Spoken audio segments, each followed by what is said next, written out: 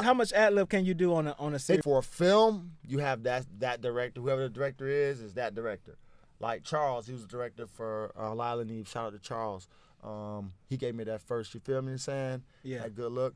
And Charles Stone third. And Charles, his style.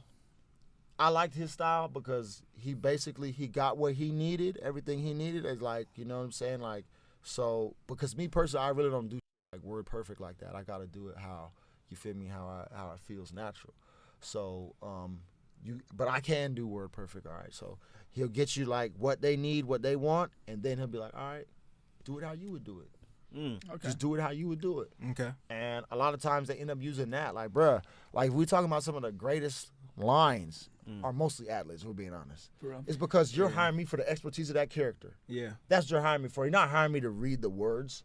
You're hiring, and that's what I'm putting you on game. Yeah. You're hiring for the expertise of that character.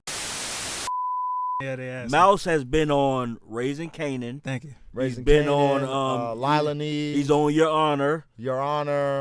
What was you on with Jennifer Lopez and Viola Davis? That's Lila and Eve. That was my first big bang bow. You know what I'm saying? Like Lila and Eve. Yeah, Lila and Eve, and that was my first. When we talk about it, okay, so boom, everything come back full circle.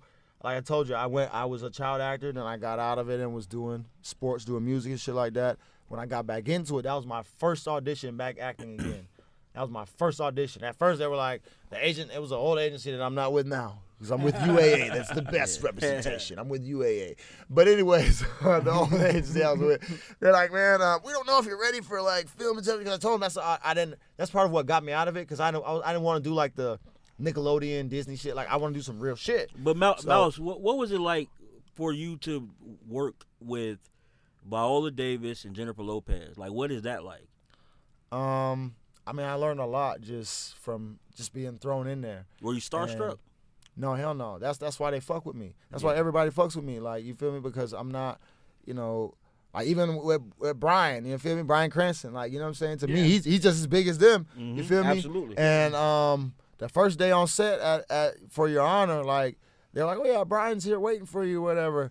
I'm like, oh, cool, or whatever. Like, when I first pulled up, I thought they were talking about like a random, Brian, another Brian. Brian Pink. Another Brian. I was like, all right, just tell him wait, man. So Mouse, with Your Honor, for people who haven't seen it yet on Netflix right now, you can stream it.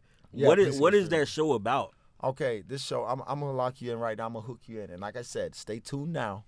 Okay, stay tuned here. Then after this, you go watch it. But it's basically about, okay, we're talking about Brian Cranston, you know what I'm saying? It's just for people to know, he's a dude from Breaking Bad, you know what I'm saying? Yeah. And it's his new series. It's called Your Honor. And basically, in this series, he's a judge, and his son runs over somebody in the road and keeps on going. You play his son? No, I play his son. No. Adopted. Yeah, I'm the adopted son. I'm like his son. Brian. No, but go ahead. But his son runs over somebody in the road and keeps on going, and the person he ended up running over in the road is the main mafia dude's son from New Orleans. It's based in New Orleans, and they try to cover it up and blame it on the black guy. That's where I come in. So yeah, pretty much. Go watch it. That's right. So, like Tyreek, like no, I'm just. So you Tyreek Hill. You like a main Tyreek Hill, man. You a main character in that? Yeah, I'm one of the main characters, but damn, I didn't know you was getting money like that. Man, get me out of here, man. I need to borrow some money. I could have been borrowing money from you this whole time. I need to borrow some money from you, man. I need to borrow a couple bucks. We'll talk about it after this, man. I just got off strike, man. I ain't worked in years. Was y'all on strike with the writers? I mean, it was like nothing was going on. The worst time of my life. Yes. So that hurt the actors. Yes. Yeah. Yes. It was a writer strike and also an actor strike as well. Oh, so the writers, it was basically like we were on strike the whole time period as well, because unless you were on something that was already like even Your Honor, for example, the first 7 episodes of the season were wrote out when we first started shooting. The rest, they're like, you feel me? Like I was telling you, and tell him, Bubba is going to have some productions coming. You feel me? So y'all be watching for it. But I will tell you, there's a certain amount of cowboy to this. You feel me? Because you're kind of going off of like where the story's gonna go and where you're gonna do with it, whatever. It's not all solidified, right? So when the writers go on strike, we're not writing anything. We ain't writing shit. We can't do shit. We got to film. You got to have something that's already everything, you feel me? Yeah. And usually, if we're being honest, coming to the film world, baby, like I'm bringing y'all into it. So usually you have like a red copy, a yellow copy, a green copy, a blue copy, a pink copy. What's all that mean? Those are all different variations of the script. Where it can go, Where where the they're storyline changing- can no, go. No. They're changing different. It could be minor things. Okay. The storyline is usually the same. Now, sometimes they do change up some shit. They may change the end. They could change it Right. as much as they want. Sure. So that's up to you. You got to know the current copy. So if you feel what I'm saying, they send you the red copy, then not sending you the yellow copy. They send you the pink copy, whatever it is. Like You got to be on they that. change. It could be minor. It could be major changes. But what I'm saying is that like it's hard to film something without writers. Right. Yeah. Unless you're doing porn, you don't really need. You don't need writing for that. Well, actually, that hurt that industry too. The writers are important. No, I'm just playing. Listen, how much ad lib can you do Did on you- a show that's serious? Well, like your more Honor? importantly, did you consider porn during the strike? Oh, I thought about it. What you mean? Y'all What know you that, consider? I'm just playing. You ain't see it. I know. Nah, I'm just playing. How much ad lib can you do on a It serious depends show? on the. It depends on the. Okay, so once again, bring it into it again, right? Now, for a film, you have that director. Whoever the director is that director. Like Charles, he was the director for Lila and Eve. Shout out to Charles. He gave me that first. You feel me? Saying Yeah. that good look. And Charles Stone third. And Charles, his style. I liked his style because he got what he needed. Everything he needed is like, you know what I'm saying? Like, so, because me personally, I really don't do shit like word perfect like that. I got to do it how, you feel me, how it feels natural. So, but I can do word perfect, all right? So he'll get you like what they need, what they want, and then he'll be like, all right, do it how you would do it. Okay. Just do it how you would do it. Okay. And a lot of times they end up using that. Like, bruh, like we talking about some of the greatest lines are mostly ad-libs, we're being honest. For real. It's because you're hiring me for the expertise of that character. Yeah. That's what you're hiring me for. You're not hiring me to read the words. Yeah. You're hiring, and that's what I'm putting you on game. Yeah. You're hiring I for need the that. expertise of that character, So, Mouse, not to read the words. Let me ask you something, Mouse, because obviously you're a creative person, so like you'll go, because you kind of like me in that way. That's why we get along. You kind of will just kind of venture off and kind of ramble to another place. So when you learning the script, being so like I don't want to say scatterbrained, but being so like kind of all over the place creatively, how do you learn the script? Well, I mean, there is like, there's strategies, you know what I'm saying? Like going piece by piece, right? You know what I'm saying? Like, so, you know, you get those first two lines down, perfect. Then you add the next two. Then you add the next two. Then you add the next So you two. slow roll it. So yeah. there is strategy to it, but like I said, me personally though, and my understanding of it is that like they're not. Now, granted, everybody has a job to do, right? So there is a person on set that is a script supervisor. And they always come up to you like, "Oh, that's you're supposed to say the." Right there. So, you know, so there is somebody on your ass about it a little bit, but usually, you know, you're as long as it's going where it's supposed to go, they're giving you a little bit of creative freedom there, but you just gotta nail it. And I'm gonna put you on game, so let's do it. Let's do it all the way on game. If y'all watching this shit, then you are all the way on game. Jay-Z, even Jay-Z himself said that when you say, oh, he just go in the booth, he don't write his shit. He memorized his shit. He writes it in his head. That's different than what Boss Man D-Lo is punching in. That's different than what your homeboy's doing punching in. Yeah. Jay-Z, remember, he writes it in his head, and he said himself, now I'm going to fuck it up, but I think it's either 38 times scientifically that if you repeat something 38 times, you feel what I'm saying, then it's like locked into your brain. Or I forget the exact number, but it's around there. It's like 33 times, 38 times, whatever it is, it's locked into your brain. So if it's something like a long monologue that is real difficult, I just really just have to just repeat it. Yeah. Yeah. So Mouse, right now, Bubba and myself, smallly myself, but mostly Bubba, is in the process of writing the script.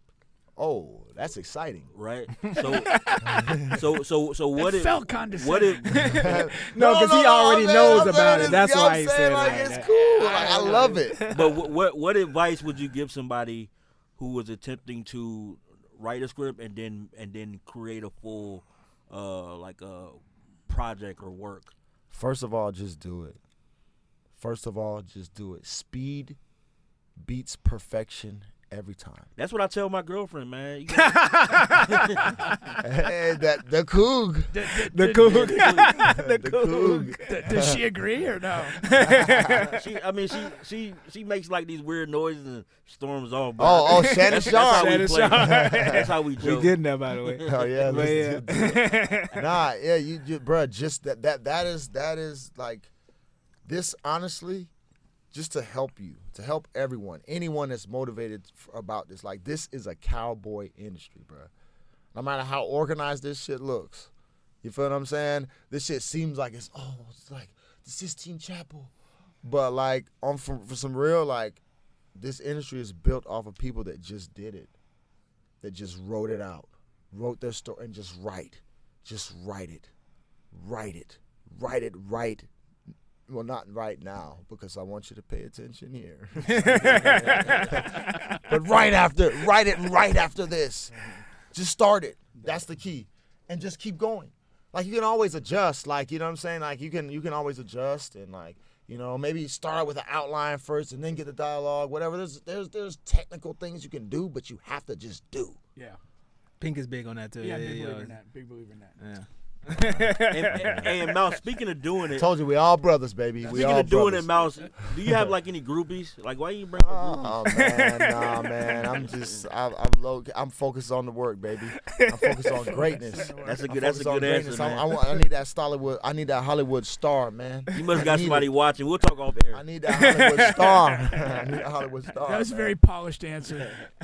Hey, no, but Mouse. UAA talent, baby. Hey, Mouse. Speaking of Your Honor, right? So, what's that like being on a show that's like a hit show, that's trending, and you got a major part in it? What's that like? Well, I'll say this too, right? It's about Drew Brees, right? What team did he start with?